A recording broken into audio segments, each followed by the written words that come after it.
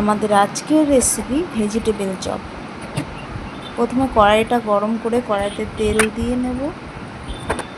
এবার কিছু কুচি করে রাখা সবজি দিয়ে দেবো। প্রথমে আদা কুচি, রসুন কুচি, পেঁয়াজ কুচি, লঙ্কা বাটা দিয়ে ভালো করে নাড়াচাড়া করে নেব। এখন সামান্য কিছুটা নুন দিয়ে নাড়াচাড়া করে নেব। একটু হলুদ দেবো, গাজর, বাঁধাকপি, বিনস, ক্যাপসিকাম এগুলো দিয়ে ভালো করে নাড়াচাড়া করে নেব। একটু মটরশুঁটিও দিয়েছিলাম। একটু ঢেকে দেওয়ার পরে সামান্য গোলমরিচ গুঁড়ো দিয়ে নাড়াচাড়া করে নেব।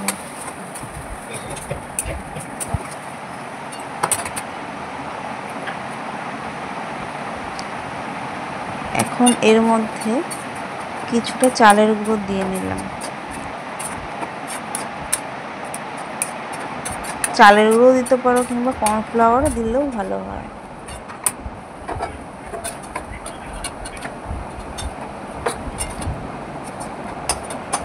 নামিয়ে নেব, নামিয়ে ঠান্ডা করে নেব।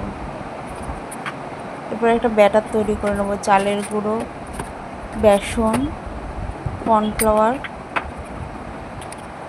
একটু জিরে গুঁড়ো আর একটু জোয়ান দিয়ে ভালো করে ব্যাটারটাকে মাখিয়ে নেব।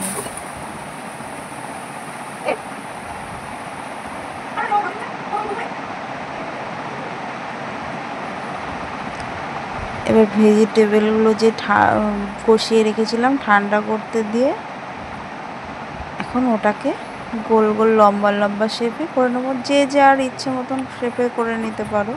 এবার কড়াইটা গরম করে তেল দিয়ে দিলাম কড়াইতে।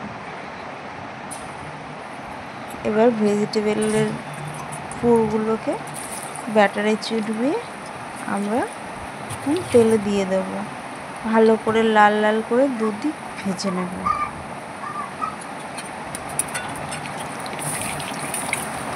আমি ডিম দিয়েও একটা ব্যাটার করেছিলাম আর ডিম ছাড়া করেছিলাম।